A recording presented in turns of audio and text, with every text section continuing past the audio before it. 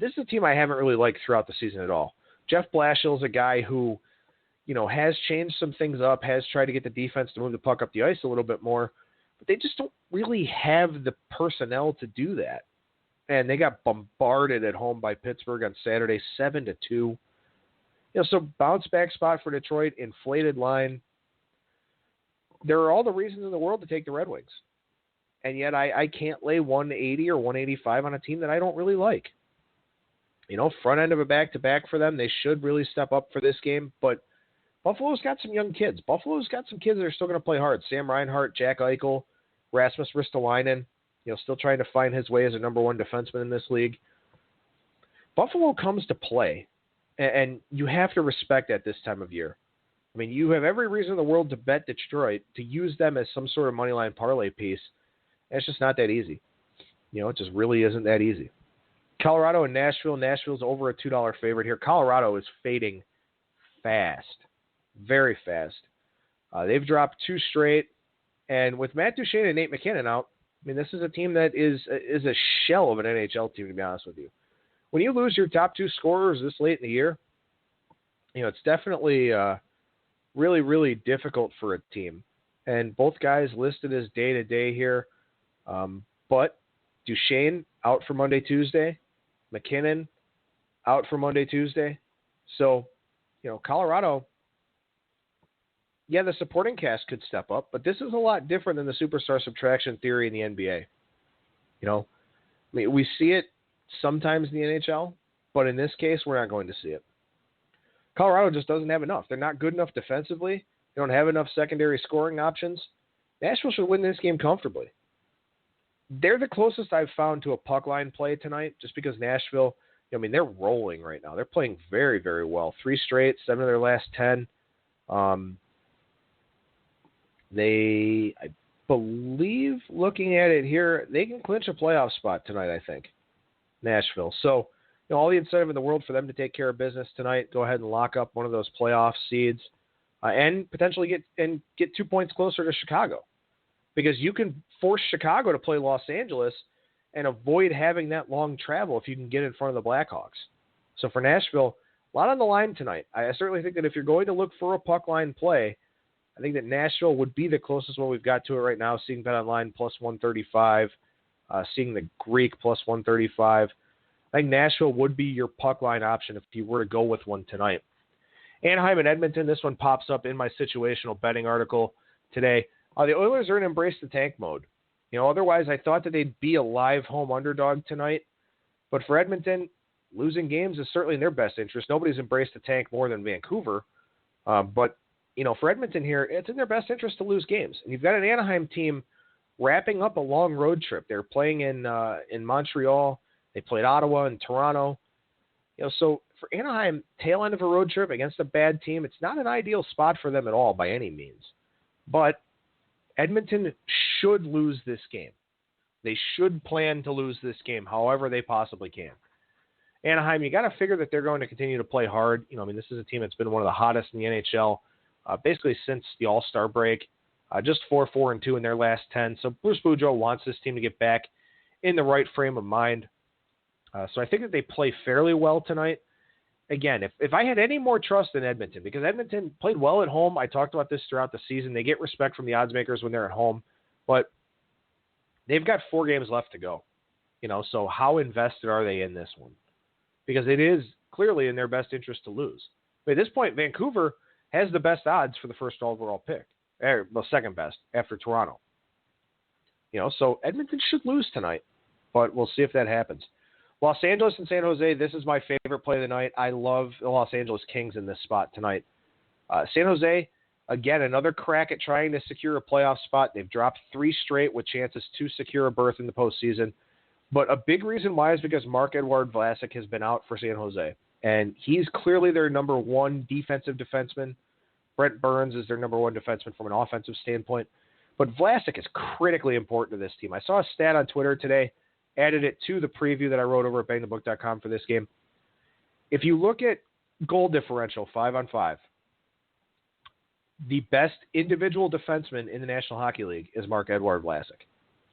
He has been huge for this San Jose team. And with him out, they've had a lot of issues on the back end. You look at what they've done here recently. They had that 1-0 game against St. Louis last week, but they gave up 6 to Edmonton, and that was on home ice. They gave up 4 to Dallas Saturday afternoon. Only 17 shots allowed in that Dallas game, but high-quality chances. And that's what it is.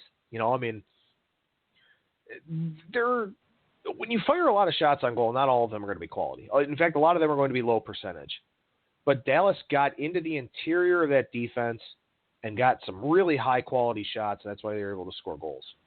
And, without Vlasic, it's been a real struggle for San Jose here. I think it's going to be a real struggle for them again tonight. And then I would look for San Jose in a bounce-back spot in a big way on Tuesday. They're going to be a huge favorite on the road at Vancouver, but I think they should really blow that game wide open. So I do like the Los Angeles Kings tonight. The Kings are playing very well. They don't take a whole lot of nights off. You can catch this one at plus money at Pinnacle, 5 times even money. Pinnacle, Bet Online, Heritage, all showing plus money on this game. So the Kings definitely my favorite play for tonight on a card that's really rather limited, but without Vlasic, San Jose had a ton of issues defensively. Finally, Calgary and Arizona. Arizona minus 140 favorite in this one. Calgary, a team that's really embraced the tank as well. They haven't played well of late. Arizona, 3 straight, 6 of 10, playing better, playing really well at home this season. They're 21-14-4 at home. I don't know if Martin Hanzal was suspended for this game from his hit on Claude Giroux. I know Shane Doan had a little bit of an injury issue in his last game. So Arizona could be a little bit shorthanded here tonight. But, we'll see how things go. In any event, Arizona is one of those teams I think that will play hard throughout the rest of the season because, they're trying to create a culture here as well. They've got some young players like Max Domi, like Anthony Duclair, these guys that they can feed off of. Tobias Ryder's another one. They can feed off of these guys. These are building blocks for the future. These are guys that they need to play well. And for the most part, they have been playing well. So I feel like Arizona, a team that you can back with a little bit of confidence tonight. But, for me, the favorite play on the card is certainly the Los Angeles Kings. So I want to look at some baseball stuff here today. The Major League Baseball season begins on Sunday night. Excuse me. And then you have most of the teams opening on Monday. But some interesting roster decisions have come down. I want to start with one in Toronto, where the Blue Jays have sent Gavin Floyd to the bullpen and have kept Aaron Sanchez. Aaron Sanchez is a celebrity chef.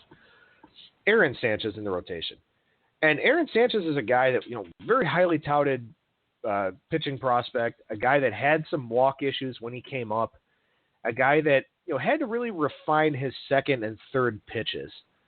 And, went to the bullpen, pitched very well in a bullpen role. He made 30 relief appearances last year as a reliever, 2.39 ERA, held opposing bats to a 176, 245, 222 slash. As a starter, 42 strikeouts against 37 walks, had some command issues as well. He's really got some problems with the platoon side of things. Lefties really hit him bad last year. Lefties in 202 plate appearances last year, 279 average, 390 OBP, 488 slugging, a 380 WOBA, 29 walks against 22 strikeouts. So that's the big question for Sanchez here this season is, as a starter, where you can't protect him enough from that wrong side of the platoon, how will he fare? From an upside standpoint, he makes a lot of sense because, there's not a whole lot of upside in Gavin Floyd. Gavin Floyd's been hurt basically for the last 4 years. Sanchez, a guy that Toronto needs to become a starter. Toronto's got some money. They're owned by Rogers Communications. They've got money. But when they went with a hire like Mark Shapiro, that tells me that they're looking to cut some costs. And, of course, Jose Bautista, Edwin Encarnacion, free agents next year. Escalating salary costs for Josh Donaldson. I don't know if they'll be able to come to any sort of agreement with him. They're going to look to develop young pitching from within. It was Shapiro's MO with the Indians. It's going to be Shapiro's MO with the Jays. And Aaron Sanchez is a big part of that. Aaron Sanchez needs to be a starting pitcher for this team. So they're going to go with it here. He's going to be on an innings limit. I don't know how long he'll stay in the rotation. But it's an interesting move. I think it's a high upside move. Kevin Floyd may have had the higher floor, but, that's the big knock on Toronto this season is their starting pitching. You don't have the innings from David Price anymore. You've got Marcus Stroman back, which is huge. I love Marcus Stroman. He's just fantastic. You got guys like Jay Happ, Marco Estrada, R.A. Dickey. Now you've got Sanchez in the mix. You traded away some of your starting pitching depth for some of those deals last year. You sent Jeff Hoffman packing. Daniel Norris also went. Matt Boyd. So for Toronto, not a ton of starting pitching depth. There's not a ton of upside in the rotation either. So Sanchez was the right pick from an upside standpoint. I'm still worried about Toronto's pitching staff, but I love that offense and I love that defense so much that they would still be my pick there in the American League East to come out of this thing. I think that's that the Sanchez thing doesn't change my mind. In fact, I actually, to an extent, kind of like it, but I do think that when he faces lineups that are loaded with left-handed sticks, he's going to be in trouble. And those are things that you want to look for. Those are seeds that you want to plant now so that when you see some of those numbers come out, you're not caught off guard. There are some teams that really thrive off left-handed bats. There are other teams that have right-handed bats that do a lot of the damage. I think of the Baltimore Orioles as one of them, where you've got, Adam Jones, Manny Machado, J.J. Hardy, Mark Trumbo. You've got a lot of right-handed guys surrounding Chris Davis. If Chris Davis hits solo home runs off of Aaron Sanchez, that's fine. If you're Toronto, you take that. So, just kind of the way that my mind sort of works to set up some of these baseball things early on in the season, knowing what kinds of spot plays I want to make going into the year, and then just hoping that the prices line up. Another pitching decision here, a fifth starter. The Phillies are going with Vincent Velasquez, which is absolutely the right decision for them. It's between him and Adam Morgan. Adam Morgan has a much lower upside than Velasquez. Velasquez throws hard. He was one of the pieces in that Ken Giles deal between the Astros and the Phillies. Velasquez is the right move. And I like the Phillies. This is a team that I've been talking up here a little bit throughout the season. I really like them when I wrote my season win total. And again, you can find all those season win totals over at BangTheBook.com. I like the Phillies. They are not a good team. But to go over their season win total, I like them a lot. Upside arms like Velasquez. This is a guy, he's a strikeout per inning type of guy. There may be some command issues there. There may be some walk issues there. Command issues may play up a little bit at Citizens Bank Park, but he's in the National League now. So, he'll get pitching, he'll get strikeouts to the pitcher, all that type of thing. But the big reason that I really like this move is because it shows me what the Phillies are going to do. It shows me that the Phillies are going to be proactive with their young players, and they should. Because this is a team that has a ton to work with. Maikel Franco at third is a great, great player. He's going very high in fantasy drafts. Odubel Herrera, center field, great skill set. If Aaron Althor hadn't gotten hurt, I would really love the Phillies. Especially from an offensive standpoint where they've got some toolsy players. But now you add Velasquez to a rotation. Yeah, okay, fine. Jeremy Hellickson's the opening day starter. I get it. Jeremy Hellickson's not very good.